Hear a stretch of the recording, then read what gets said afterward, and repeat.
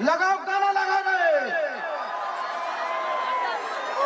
नमस्कार दोस्तों, इस बार खास करके खेसारी लाल यादव जी का जो स्टेज शो हुआ कोलकाता में, मतलब गर्दा उड़ा दिया दोस्तों। आप सबको बता दूं कि खेसारी लाल यादव जी का जहां भी आज तक स्टेज शो हुआ है, खास करके इस बार जो कोलकाता में स्टेज शो हुआ, वाकई में ये स्टेज शो नहीं, एक तरह से महासंग्राम था। ऐसा शो शायद आप लोगों ने नहीं देखा होगा, क्योंकि आप देख सकते हैं कि पीछे कितना बैकग्राउंड डांसर है। और इतना ही नहीं, खास करके जो कोलकाता की लड़की हैं, उन्होंने खेसारी लाल यादव जी और सपना चौहान के साथ साथ कुछ अलग ही माहौल बना दिया। खेसारी लाल यादव जी को खास करके कोलकाता में बहुत ज़्यादा ही पसंद किया जा रहा है। इससे पहले भी कोलकाता में एक बार खेसारी लाल यादव जी का शो हुआ था, लेकिन इस बार जो हुआ कुछ अलग अंदाज में हुआ।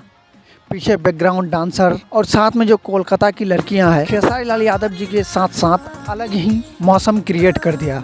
कम से कम 2-4 लाख के ऊपर से दर्शक था और इतना बेहतरीन तरह से इस कार्य को सफल बनाया गया।